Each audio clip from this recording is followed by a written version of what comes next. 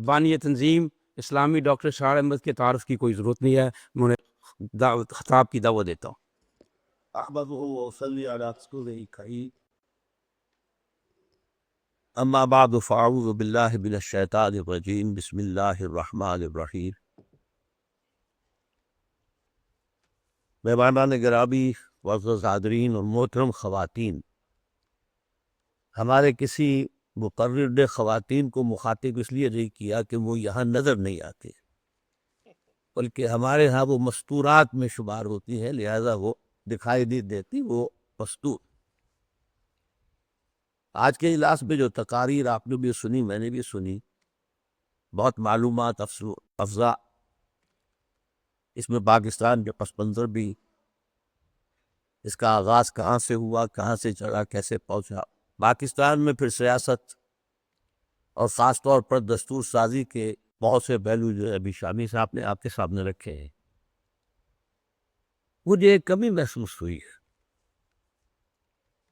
یہ تنظیم اسلامی کے تحت ایک سیمینار ہے اور قرآن آڈیٹوریم میں، اس میں ہم نے کہیں اس کائنات کی عظیم ترین قوت اللہ تعالیٰ کا رول کیا ہے اور اللہ تعالیٰ کی قدرت کیا ہے، اس کی طرف کوئی اشارہ نہیں۔ اسباب و علل اور اس کے نتائج، کاز اینڈ ایفیکٹ، جو مادی دنیا میں چلتے ہیں، جو سارے جو میٹیریل ورلڈ ہے اس کے اساس ہے، اس پر تو ہم نے باتیں کی ہے۔ میری بات سب سے پہلے یہ ہوگی کہ آزادی کہتے کس سے ہے؟ اسلام کے نزدیک آزادی کس کی ہے؟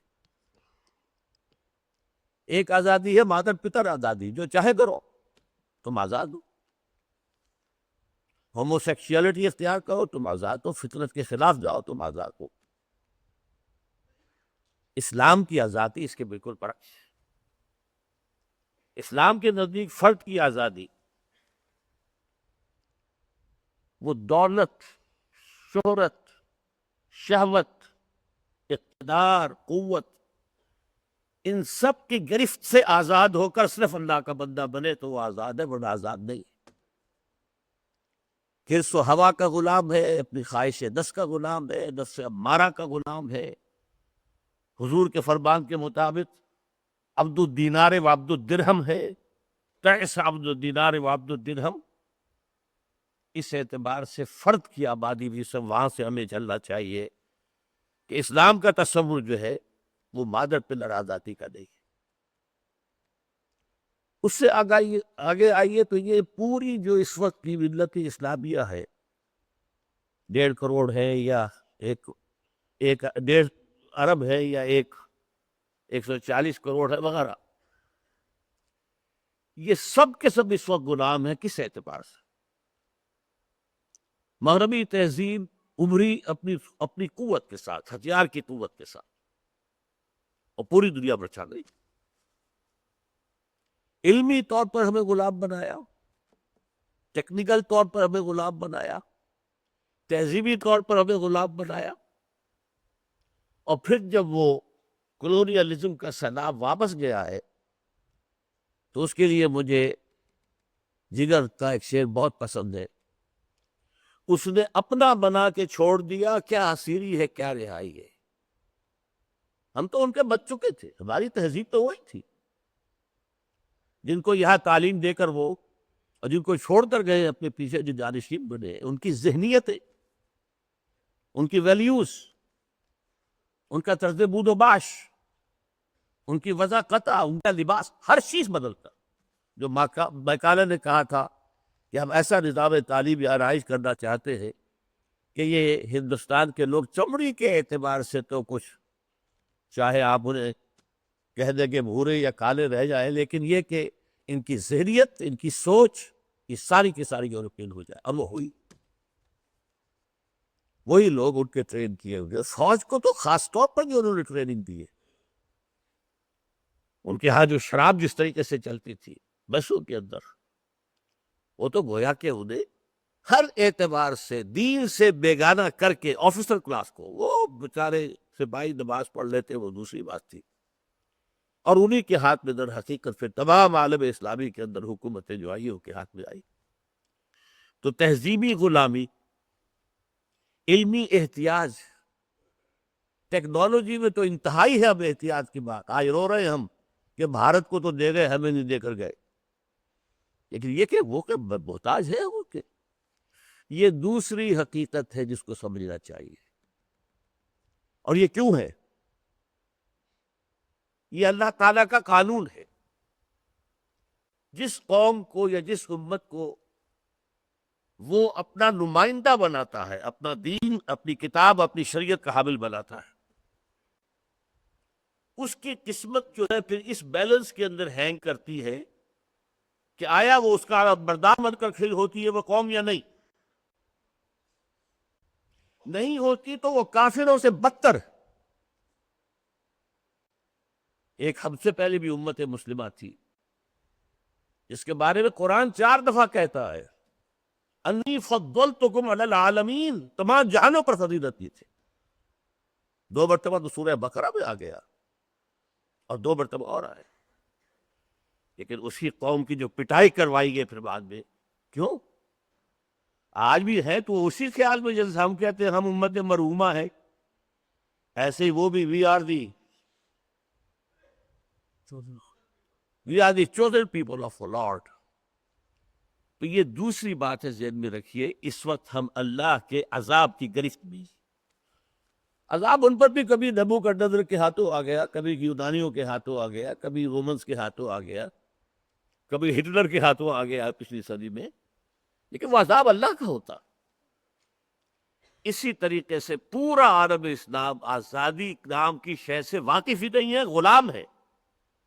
ذہنی طور پر، فکری طور پر، نظریاتی طور پر، علمی اعتبار سے، ٹیکنیکل اعتبار سے غلام، محتاج، مفلس، قلاش، مانگنے والے. اب آئیے خاص پاکستان، میں اس سے ذرا نیچے آ رہا. پاکستان جب وجود میں آیا ہے تو اشارے ہو چکے ہیں اس پر کہ اپنے سے ایک بہت بڑے ملک کی پیدائشی دشمنی کے ساتھ وجود میں آیا. ہمیں مدد کی ضرورت تھی. سیٹوں سینٹوں کے کئی دفعہ حوالہ آگے آئے، لیکن ہمارے سامنے چوائس 2 تھے، یا اللہ کی مدد لو اور یا پھر لو اپنی جا کر پیشانیاں جو ہیں رگڑو، اور جو دنیا کے اندر پاورز ہیں ان سے مدد لی. 2 ہی راستے تھے. وی چوز دی سیکنڈ تھی. پاکستان بناتے ہی ہم نے قادیانی کو بنا دیا یہاں پر وزیر خارجہ، ہندو کو بنا دیا وزیر قانون. What was the message? میں مانتا ہوں میں نے قوالی کا لفظ استعمال کیا قائد اعظم کے لیے، اور یہ وہ لفظ ہے کہ جو شامی صاحب نے استعمال کیا تھا میرے لیے، اور یہ وہ لفظ ہے جو اقبال نے استعمال کیا تھا اپنے لیے. مولانا محمد علی جوہر آئے ہوئے تھے لاہور، علامہ کے ہاں مقیم تھے، تو وہاں پر مولانا محمد علی جوہر نے کہا اقبال اقبال ذرا ادھر دے، میں تیرے منہ پر تھوک دوں. مجھے تیرے ایک شعر نے مسلمان کر دیا اور تو کافر کا کافر رہا. اس کی تائید کی ہے ان کے بیٹے جاوید اقبال صاحب نے بھی کہ یہ واقعہ ہوا اسی طرح ہوا. مجھے یہ سنایا تھا مولانا امین حسن اصلاحی صاحب نے. تو اس پر علامہ اقبال کا جواب سنیے. مولانا اگر قوال کو حال آ جائے تو قوالی کیسے ہوگی؟ مطلب مراد یہ تھی میری کہ جس طریقے سے ڈاکٹر صفدر محمود صاحب نے کہا کوئی تقریر سن 37 کے بعد سے لے کر سن 47 تک نہیں ہے جس میں اسلام کا نام، اور یہ نہ ہوتا تو کوئی امکان نہیں تھا کہ سن 46 کے الیکشن کے اندر مسلمانان ہند کی واحد نمائندہ جماعت قرار پاتی مسلم لیگ. مسلم لیگ کی حیثیت کیا تھی؟ بالکل صحیح کہا، وہ پارٹی نام کی شے تھی ہی نہیں کبھی. وہ تو ایک موومنٹ تھی، ایک مومنٹم اس نے گین کیا ایک خاص وقت میں، ایک خاص نعرے کے تحت. روٹی کپڑا اور مکان کے حوالے سے بھی ایک شخص جو آیا تھا طوفان کی طرح، لیکن یہ کہ اسلام کا نعرہ تھا، اور اسلام کے لیے، جس کے لیے کہ سب سے بڑی بات جسے میں ایک اعتبار سے کہتا ہوں سیاسی اعتبار سے حماقت، کہ مسلم مائنورٹی پروونسز کے لوگوں نے بھی مسلم لیگ کو ووٹ دیا. یہ پاگل پر نہیں تو کیا ہے؟ کیا یو پی کبھی آ سکتا تھا پاکستان میں؟ کیا مدراس اور بمبے اور سی پی آ سکتے تھے پاکستان میں؟ یہ پورے ہندوستان کی جو آواز بنی ہے، اور میں یہ اپنی ایک تقریر جو میں نے یہی کی تھی کچھ عرصے پہلے، اس میں کہہ چکا ہوں کہ نتیجہ کیا تھا اصل میں، کیسے ہوا یہ قلب ماہیت جو ہے قائد اعظم کی کیسے ہوئی ہے۔ قائد اعظم پاکستان مسلم لیگ کے فاؤنڈرز میں سے نہیں تھے، وہ دادا بھائی نورو جی کے سیکرٹری تھے۔ 1913 تک وہ مسلم لیگ میں نہیں آئے، محمد علی جوہر کے کہنے پر شامل ہوئے، پھر بھی طویل عرصے تک وہ کانگریس اور مسلم لیگ دونوں کو رکن رہے، اور سر توڑ کوششیں کی، اس میں کوئی شک نہیں کہ ہندو مسلم کوئی فیصلہ کوئی فارمولہ جو ہے طے ہو جائے، اس سے ہمیں یہ اطمینان ہو جائے کہ ہمیں جو ہے سپریس نہیں کر دیا جائے گا، کھا نہیں لیا جائے گا، دبا نہیں لیا جائے گا، ہمارا تشخص ختم نہیں کر دیا جائے گا۔ لیکن شدید مایوس ہو کر جب وہ اپنا سیاست کو خیر بات کہہ کے اور لندن چلے گئے، آباد ہو گئے، اور وہاں ایچ ایم اکرام صاحب نے ان سے سوال کیا ایک جا کر، وہ اس وقت آکسفورڈ میں پڑھ رہے تھے، کہ آپ کیوں چھوڑا ہے ہندوستان کے مسلمانوں کی آپ کی قیادت کی ضرورت ہے؟ تو جملہ عجیب ہے جو قائد اعظم نے کہا ہے، بڑا گہرا جملہ، ہندوز آر انکورجیبل، ہندو ناقابل اصلاح ہے، اور مسلمانوں کا حال یہ ہے کہ ان کا کوئی لیڈر مجھ سے جو بات صبح کرتا ہے شام کو ڈپٹی کمشنر یا دو گورنر کو جا کے بتا دیتا۔ How can I lead such a nation؟ ان کی مایوسی کا یہ حال۔ یہ تو اقبال آیا ہے 1930 میں سٹیج پر، الہ آباد کے خطبے کے اندر انہوں نے ایک منزل دکھائی ہے، اپنی شاعری کے ذریعے سے تو وہ بہت دکھا چکے تھے، بوجھ چکا تھا ہندوستان، اسلام کا احیاء اور اسلام کی نشست ثانیہ اور کتاب ملت بیضا کی پھر شیرازہ بندی ہے، لیکن یہ کہ ایک مربوط مدلل ایک خطبے کی حیثیت سے پاکستان کی بنیاد یہ کہ یہ نیشن ہے، یہ تو اقبال کے اس خطبے کے اندر آیا ہے پہلی مرتبہ۔ اور نمبر دو یہ کہ مجھے یقین ہے it's a destiny، یہ ہندوستان کے شمال مغرب میں ایک آزاد مسلمان ریاست قائم ہوگی، اور اگر ایسا ہو گیا تو ہمیں موقع مل جائے گا کہ اسلام کے چہرے پر جو بدنما داغ اور دھبے آ گئے تھے، دور ملوک کی عرب امپیریلزم کا لفظ استعمال کیا، عرب امپیریلزم، یہ امیہ بنو امیہ اور یہ بنو عباس اور یہ سلاطین عثمانیہ جو تھے، کون تھے؟ یہ بادشاہ تھے، کیا کیا انہوں نے؟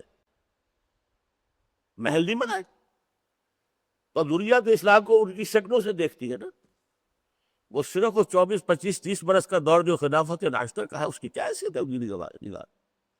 اقبال کہتے ہیں کہ اگر ایسا ہو، اس ڈیسٹنی، یہ یقین، یہ تقدیر مبرم ہے کہ ہندوستان کے شمال مغرب میں ایک آزاد ریاست قائم ہوگی، اور اگر یہ ہو گیا تو ہمیں موقع مل جائے گا کہ اسلام کے چہرے سے ان بدنما داغوں اور دھبوں کو دھو کر صحیح اسلام کا ایک نمونہ پیش کرو۔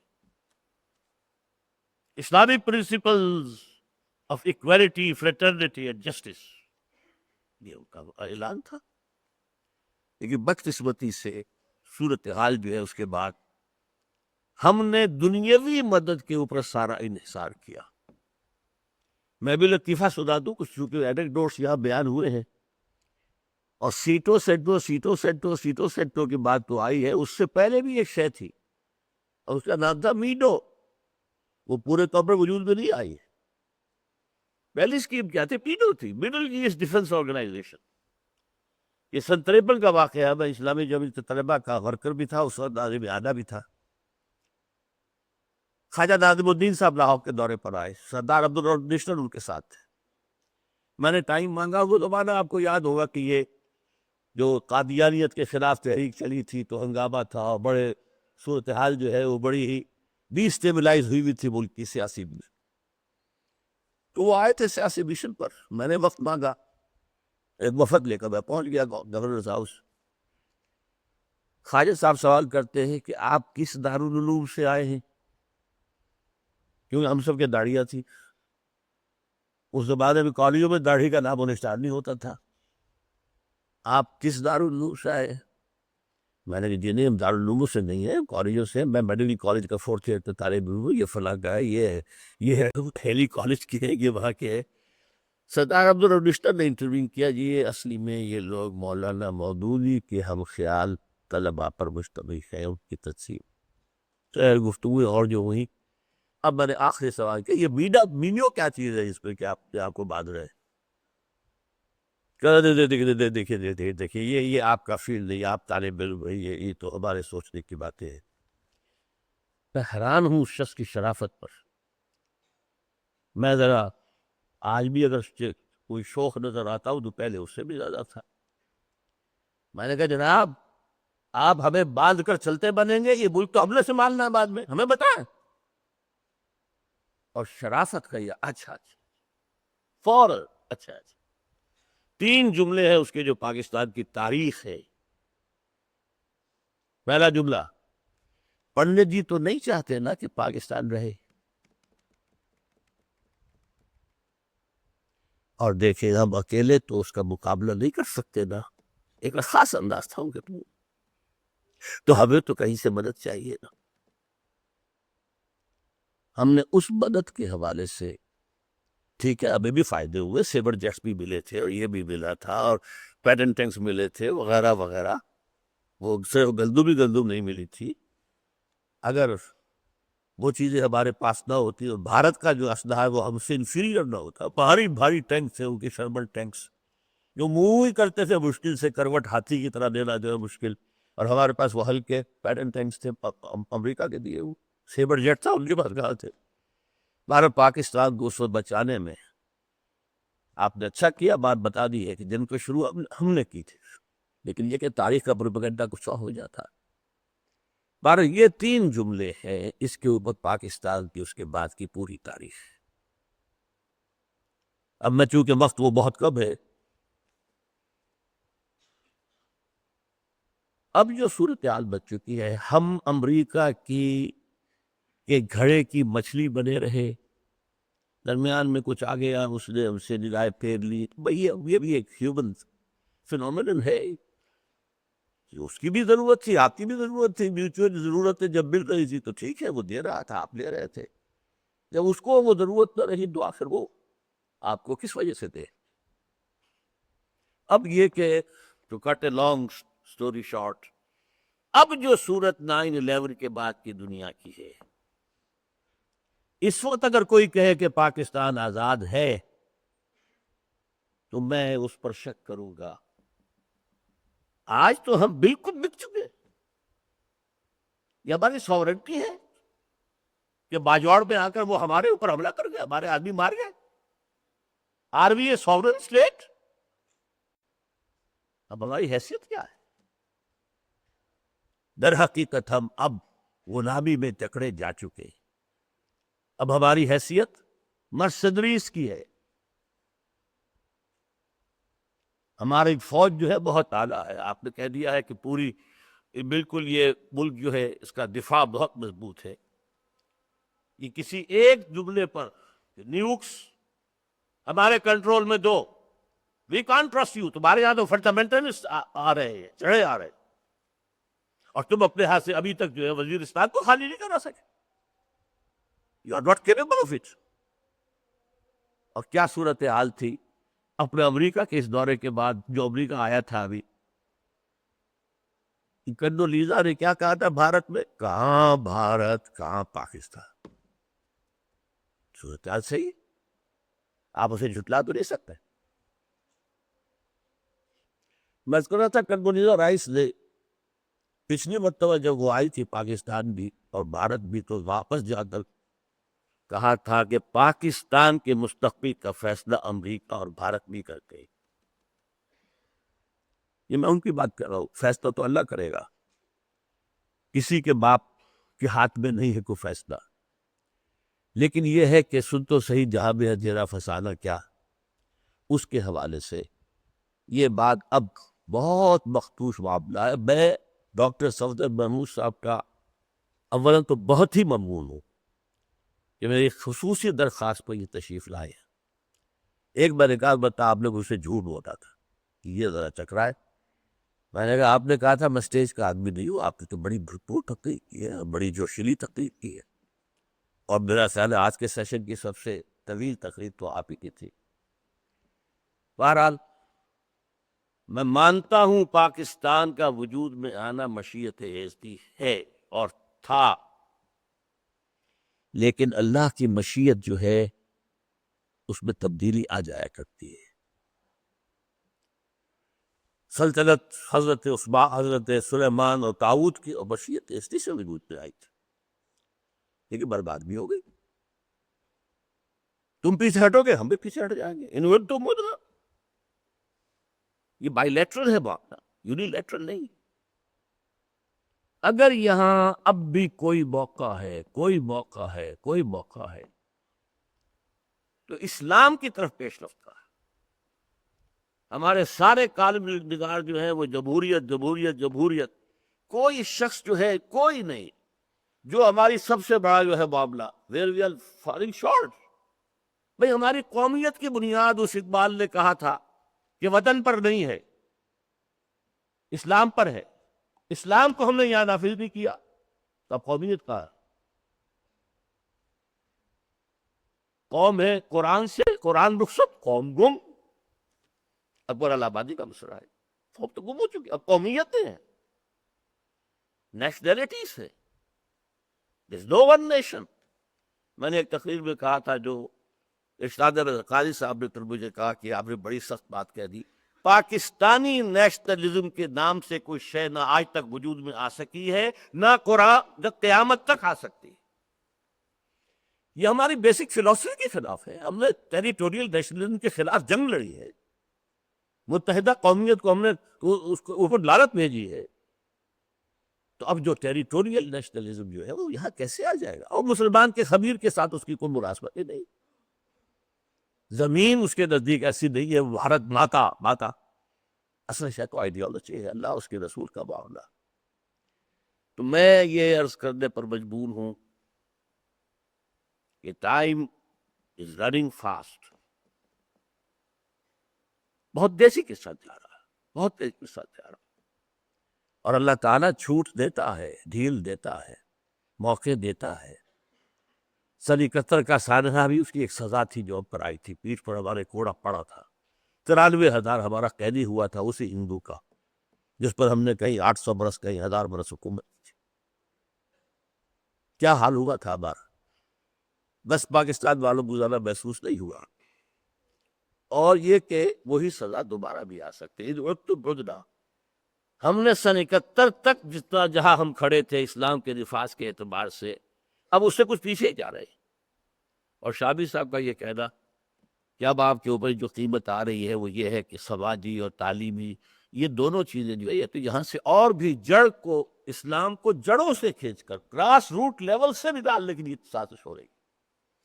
اور یہ ایک بہت بڑے عالمی پروگرام کا، زائدیشن کا پروگرام ہے اصل میں، جس کو کہ لے کر چل رہا ہے امریکہ۔ لیکن مجھے آج بھی، میں عرض کرتا ہوں آپ سے، آج بھی میں 100% پاکستانی ہوں اس اعتبار سے کہ میں پاکستان کی تحریک کو 100% درست سمجھتا ہوں۔ اس کے وجود میں آنے کو معجزہ، میری کتاب کا باب ہے قیام پاکستان ایک معجزہ، پھر اسی میں ایک باب ہے قائد اعظم کی معجزادہ شخصیت، یہ معجزے تھے۔ اب بھی کہیں معجزے ہی کے انتظار میں ہم بیٹھے رہے تو بات اور ہے، لیکن اگر توبہ کرے اللہ کی جناب میں، اور اس میں ہم سب کے سب اس کے اندر ذمہ دار ہیں، کوئی زیادہ کوئی کم، کسی کا حصہ زیادہ ہے کسی کا کم ہے، بری کوئی ایک شخص بھی نہیں۔ اس اسلام کی طرف اگر پیش رفت نہیں ہوگی تو یہ مجھے اندیشہ ہے، مجھے خوف ہے کہ نہیں رہے گا، تمہاری داستان تک بھی نہ ہوگی داستان۔ اغیار جو ہے وہ تو بیٹھے ہوئے، ان کے تھنک ٹینکس جو ہے وہ کر رہے ہیں پیشن گوئیاں، 2010 میں، 2015 میں، 2020 میں پاکستان کے نام سے کوئی ملک جو ہے دنیا کے نقشے پر نہیں ہوگا۔ بہرحال یہ ہے، ان کی باتیں ہیں، اللہ چاہے گا تو ہو جائے گا، لیکن اس کے لیے توبہ، انڈیویجول لیول پر توبہ اور ریاستی سطح پر توبہ۔ جس کا پہلا قدم یہ ہے کہ یہ دستور ہمارا جو منافقت کا پلندہ ہے، اس میں سے منافقت نکال دی جائے۔ قرارداد مقاصد صرف ایک دفعہ کافی ہے اس دستور کو اسلامی بنانے کے لیے، بشرطے کہ اس کے ساتھ ایڈ کر دیا جائے کہ it will take precedence over the whole of the constitution، ورنہ تو پھر وہ ایک دفعہ ہے، 10 برس شاہ صاحب نے فیصلہ کر لیا تھا۔ وہ پورے دستور کو تو گورنمنٹ نہیں کر سکتی۔ دفعہ 227 ہے، کروڑوں روپیہ جو ہے خرچ کیا گیا ہے آئیڈیالوجی کونسل پر، کروڑوں، انہوں نے بہت کام کیا ہے، لیکن وہ دستور کے جو رپورٹیں ہیں وزارت قانون، وزارت مالیات وغیرہ وغیرہ میں، وزارت داخلہ میں جا کے تب ہوگی۔ آج تک کسی ایک رپورٹ پر کوئی ڈسکشن، کوئی بحث، اس کی بنیاد پر کوئی لیجسلیشن بنا کچھ۔ ضیاء الحق صاحب نے ایک بہت عمدہ ادارہ بنایا تھا، یہ جو فیڈرل شریعت کورٹ تھی، لیکن دو اس کو ہتھکڑیاں ڈال دی تھی، دو بیڑیاں۔ Constitution of Pakistan is beyond your scope. یہ جو قوانین ہیں، عدالتی قوانین، پروسیجرل لاس، تمہارے دائرے سے باہر۔ میں تو ان سے لڑا تھا اور استعفیٰ اسی نقطے پر دیا تھا کہ فیملی لاس بھی باہر۔ یہ 5 جولائی 1982 کو میں نے شورا سے استعفیٰ دیا ان کو جا کر۔ آپ کے سلیکٹڈ آدمی، ہینڈ پکڈ آدمی یہاں بیٹھے ہوئے ہیں، آپ کو ان کے علم پر، ان کے تقویٰ پر، ان کے فہم پر اعتماد ہے تب۔ یہ پیر کرم شاہ صاحب کون ہے؟ مفتی تقی عثمانی کون ہے؟ ملک غلام علی کون؟ اور ان کو آپ مسلم فیملی لاس پر بھی رائے دینے کا حق نہیں دے رہے۔ یہ ہے منافقت۔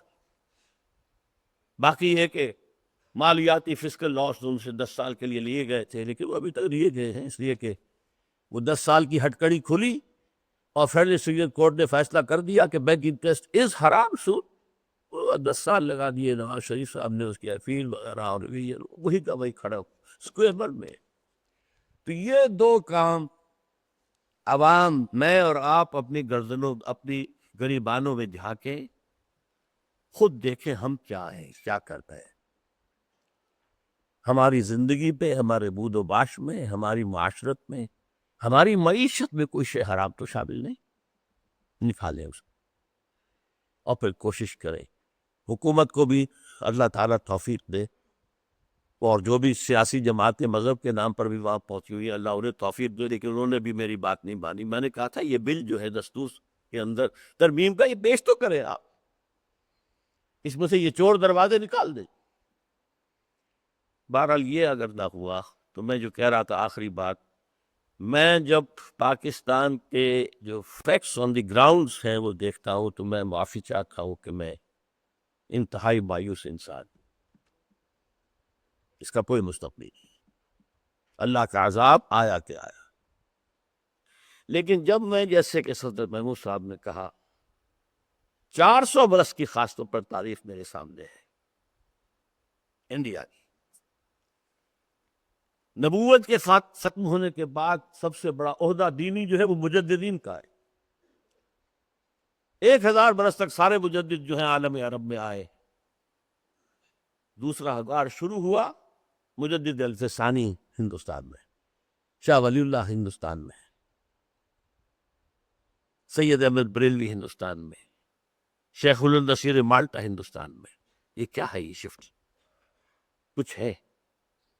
خلافت کو ختم کرنے کے لیے تحریک اٹھی، چل رہی تھی کانسپیریسی، تو تحریک اٹھی ہے تو ہندوستان میں، اور تو کہیں بھی نہیں اٹھی۔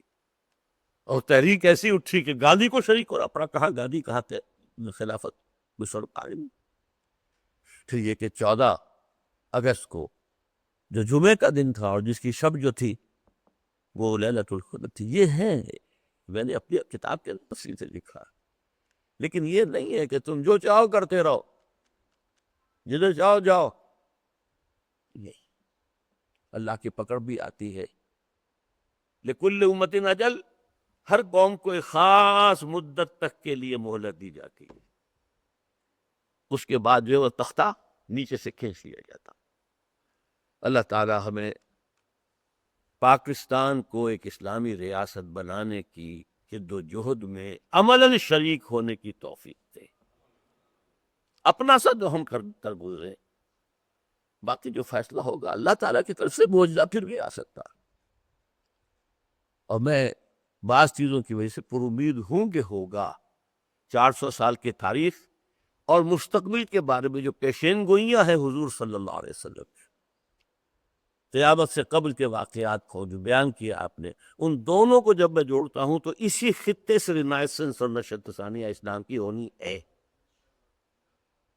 اور اس میں ایک امکان یہ بھی ہے، اکرم ذکی صاحب چلے گئے، شامی صاحب کے رسالے میں انہوں نے ایک انٹرویو میں یہ بات کہی تھی، لکھ کر رکھ لو کہ ان قریب بھارت پاکستان پر ایک بہت بڑا حملہ کرے گا۔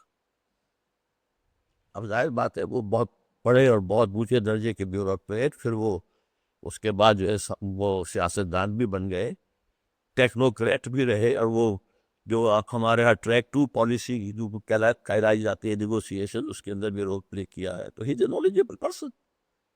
بہرحال لیکن اس کے باوجود میں سمجھتا ہوں کہ اگر یہ ہو گیا تو اللہ تعالیٰ ہماری دستگیری فرمائے گا، ورنہ اللہ تعالیٰ کی اس سزا اور عذاب سے ہم مستحق ہوں گے اور اس پر ہم کوئی شکوہ نہیں کر سکیں گے۔